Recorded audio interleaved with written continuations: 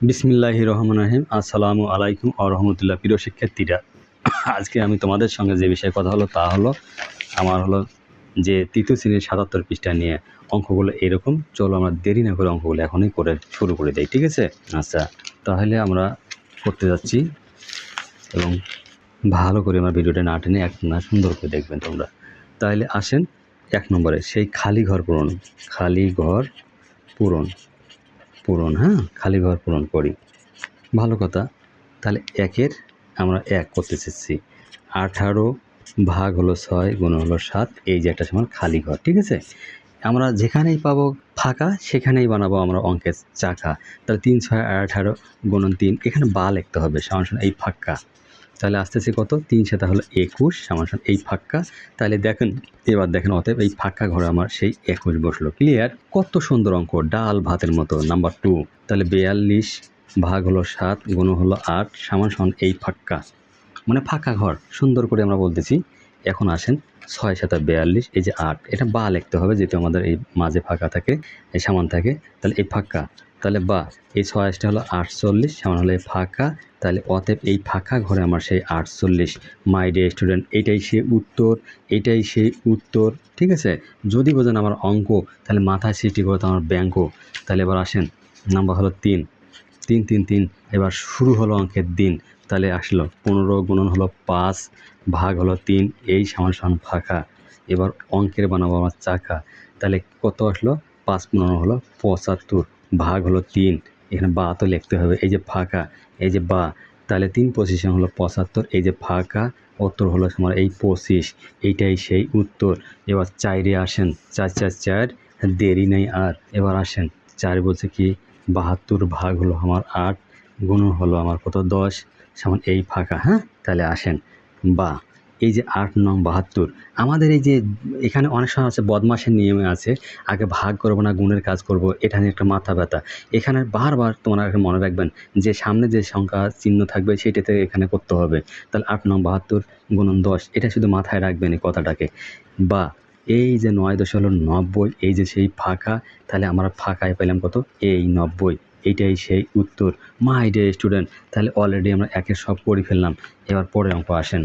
এখানে বলল যে ২ নম্বর, ১২ জন বন্ধুকে প্রত্যেককে এত টাকা দিলে ২২ টাকা দামের ১৮টি খাতা কিনতে পারবে। ১২ জন বন্ধু প্রত্যেকে কত টাকা দিলে ২২ টাকা দামের ১৮টি খাতা কিনতে পারবে? চলো ১ নিমেষে আমরা অঙ্কটা করে ফেলি। তাহলে করি এবং কোনো সমস্যা আমাদের থাকবে না। ১২ নম্বর, একটা খাতার দাম, একটি খাতার দাম কত টাকা? ২২ টাকা, ঠিক আছে?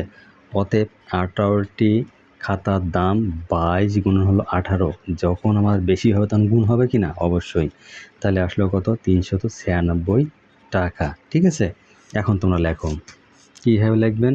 যে ৩৯৬ টাকা, তাহলে লেখো ১২ জন বন্ধু দেয়, ১২ জন বন্ধু দেয় কত? ৩৯৬ টাকা, ঠিক আছে? এই ৩৯৬ টাকা।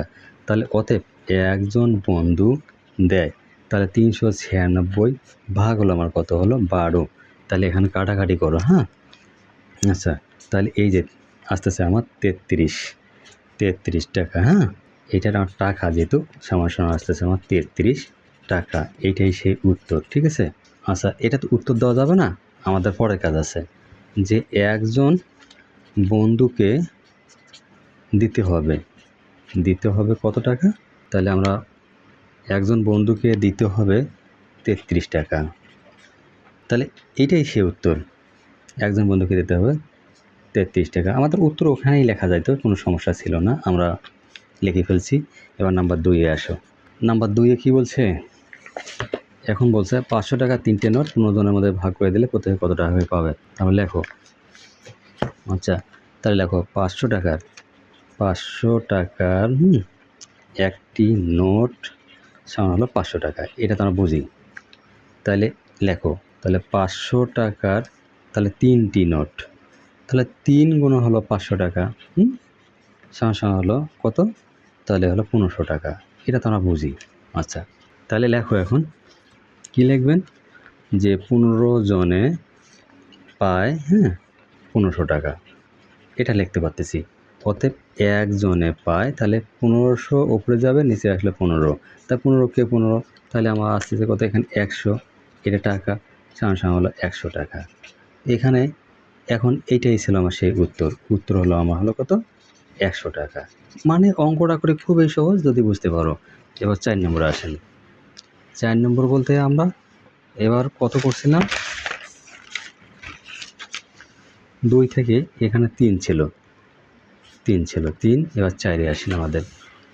4-এ কী বলছে যে 63 জন বন্ধু 50 টাকা করে চাঁদা তুলে 9টি অসহায় পরিবারের জন্য বিতরণ করলেন, প্রত্যেকটি পরিবার কত কোটি টাকা পাবে। তা লেখেন 4 নম্বর আমরা করবো এবার। 4 হচ্ছে কি, একজনে চাঁদা দেয় 50 টাকা, হ্যাঁ, একজন চাঁদা দেয় 50 টাকা, তাহলে 63 জনের চাঁদা দেয়, তাহলে 50 গুণ হলো 63 টাকা, হ্যাঁ, তাহলে এটা আসতেছে কত, 3150 টাকা। এই তো ছিল কথা। তাহলে দেখো 9 পরিবারের পাবে, 9 পরিবার পাবে, তাহলে আমার কত, 3150 টাকা। তাহলে অতএব এক পরিবার পাবে, তাহলে 3150 টাকা, নিচে হলো 9, এটা আমরা এখন কাটাকাটি করে দেই, তাহলে অঙ্কের হবে জয়।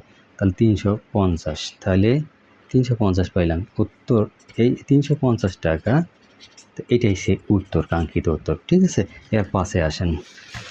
5 কি বলছে, আচ্ছা, হেলেন একটি এত মিটার লম্বা ফিতা 9 ভাগের 5 ভাগ তার ছোট ভাইকে রিফাতকে দিল।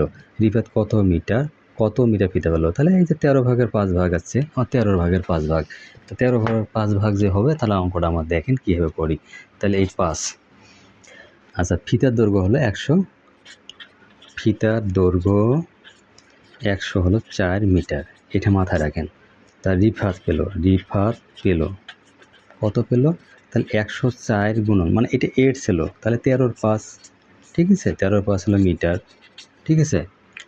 তাইলে তারপরে আমরা লিখবো কি, এইটার উপরে উপরে গুণ হয়ে যায়, এটার উপরে উপরে গুণ হয়, তাহলে আমরা এটা 104 এর, তাহলে 13-র 5, 13-র 5 মানে আমরা এইভাবে লিখতে পারি, তাহলে এখানে আমাদের কত আসতেছে, যে 13 উপরে গুণ হলে আমার আসলে 520, সমান এইটা কাটাকাটি করো, তাহলে আসতেছে আমার 40, সমান 40, উত্তর হলো আমার 40, হ্যাঁ, মিটার।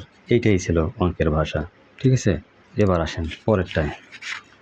5 চলে গেল, 5 তোমরা হেসে খেলে নার্স।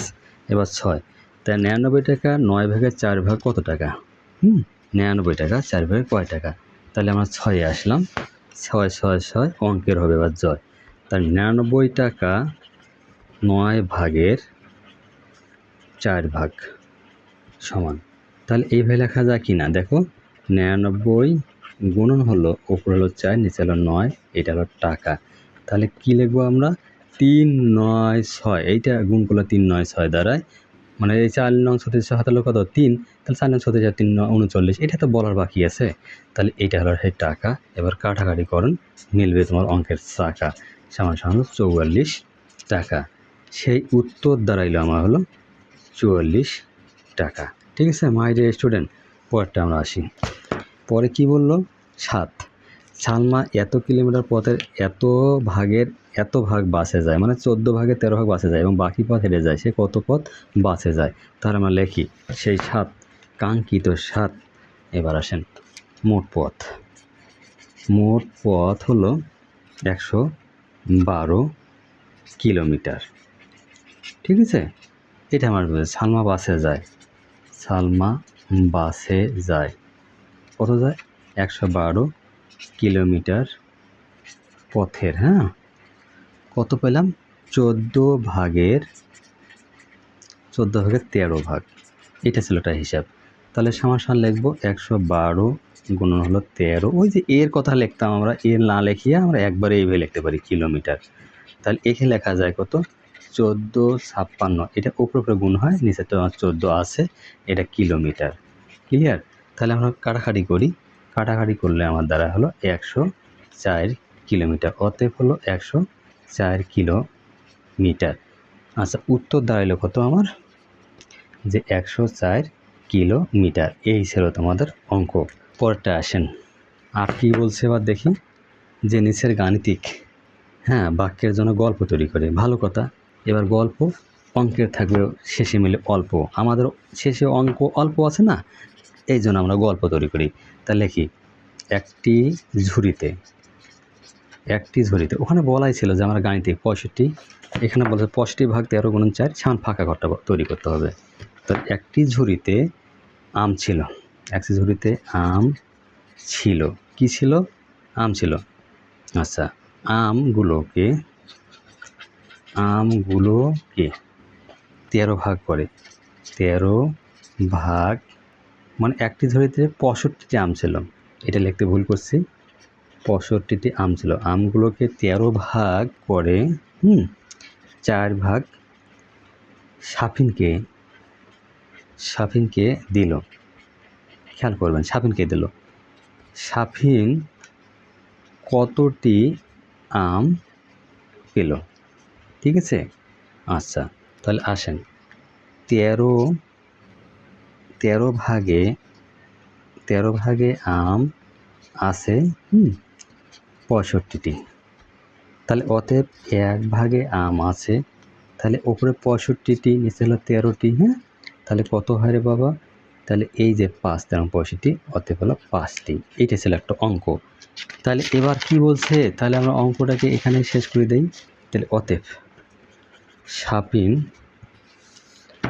সাপিন আম পেল সমান এই যে 5 গুণন 4, ওই যে, ঠিক আছে, ওই মনে করেন যে আমাদের 4 গুণন দেওয়া আছে এখন, যেটা থাকতেছে। আচ্ছা, তাহলে হলো আমার কত হলো? 20টি। উত্তর হলো 20টি। মাই ডিয়ার স্টুডেন্ট, যদি আমার অঙ্কটা সামান্যত ভালো লাগে থাকে, তাহলে একটা লাইক এবং সাবস্ক্রাইব পাশে থাকো নেক্সট ভিডিওর জন্য। আল্লাহ হাফেজ।